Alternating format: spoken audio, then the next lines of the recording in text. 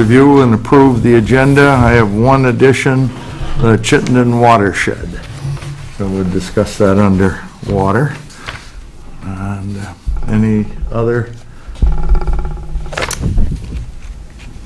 As long as we have the discussion about payment of orders, when, is that still on here?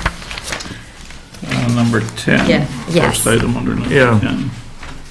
So we can have that discussion there. Yeah. Okay. Make a motion to approve the agenda with the additional Chittenden Watershed. Chittenden Watershed. I had a gentleman stop in, he called me last week, I wanted an appointment, he came in today. He would like to buy the Chittenden Watershed. What's that comprised of? It's 1,600 acres of timberland Oh, up in Chittenden, upstream from Furnace Brook.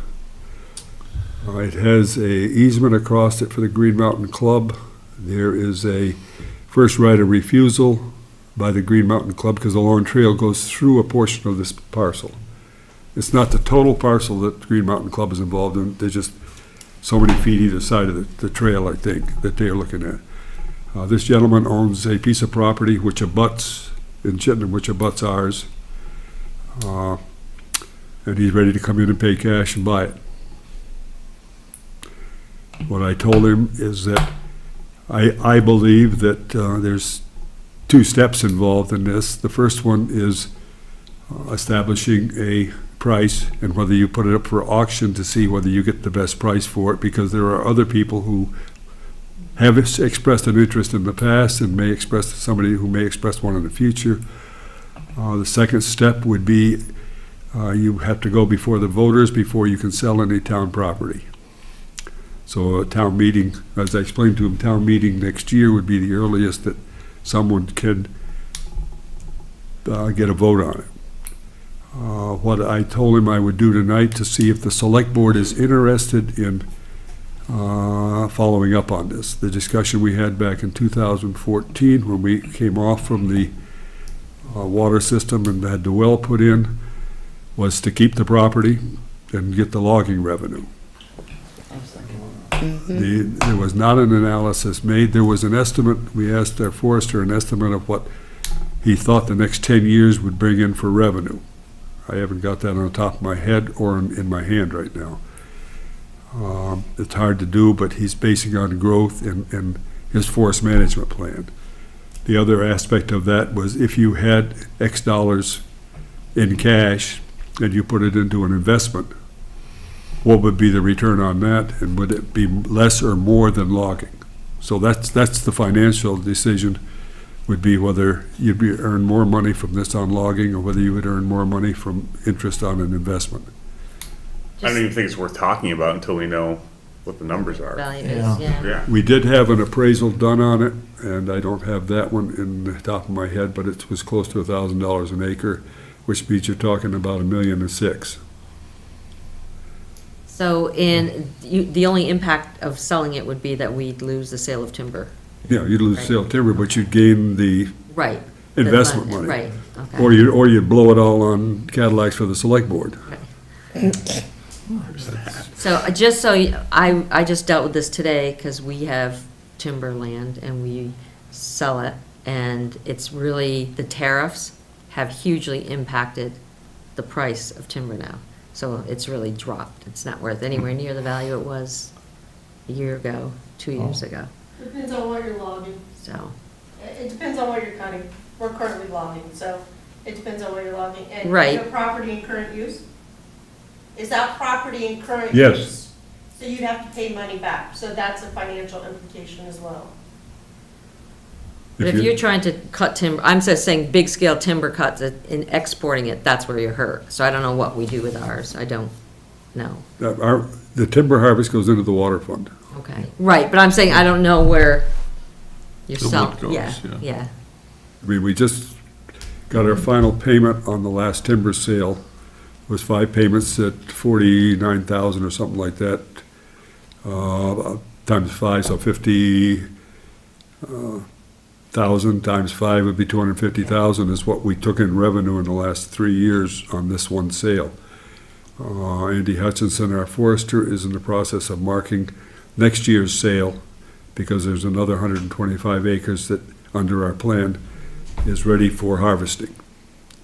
This is the one that I talked to you before, that he feels you need to have a decent road up Yeah. into it to get a decent price. And the 1.5 million basically is something we wouldn't earn over, what, 12 years? If it was consistent with what you said, yeah. Once we get through, we're doing 500 acres at 125 plus or minus a year. Right. Once you get through that, we may not harvest again for 20 years. Right. So, what is the plan called for? And we just rewrote the plan. What does it call for as far as harvesting, estimating how much revenue you're gonna get off of it in a 10-year period, and versus what you would get for interest on an investment. The question that I told him I would call back is whether the select board is even interested in talking about selling that piece of property. I'm not interested, but if it does come about that we do sell it, we need to throw in the headworks, the old chlorination building, and make them take that and be responsible for it, and that'll get it off us. Take the whole thing. Right. Yeah. That would be a little plus. I really need something from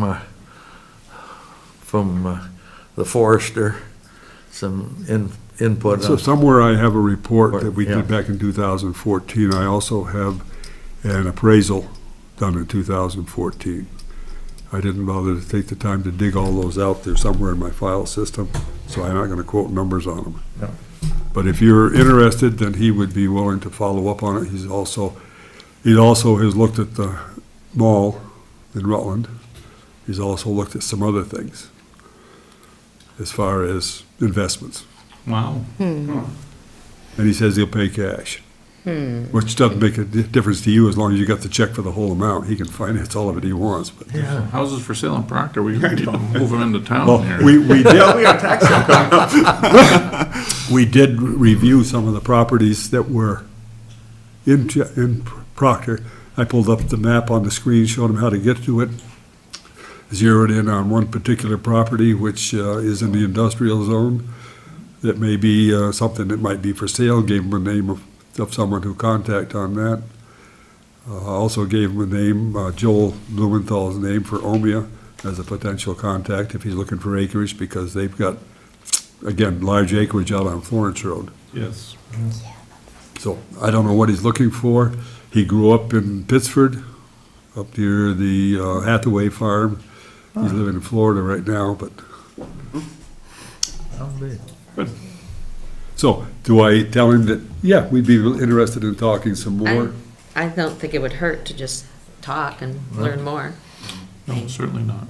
And do some, again, some Yeah, basic some research. I'll background. pull out the value stuff, pull out what Andy had given us, so that you can make a money decision. I don't think anybody on this board has a sentimental reason for saving that piece of property, but No. No. We'll bang for our buck, whichever way it is. Yeah, it's worth not closing the door on it completely till we have spent some time. Yes, we need a lot more information. and you We need a need some financial numbers. advisor to Yes. look at the numbers when you get done. Yeah.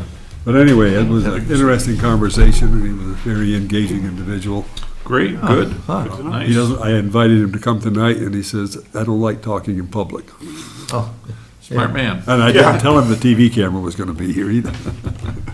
smart man. so, great, well, yeah,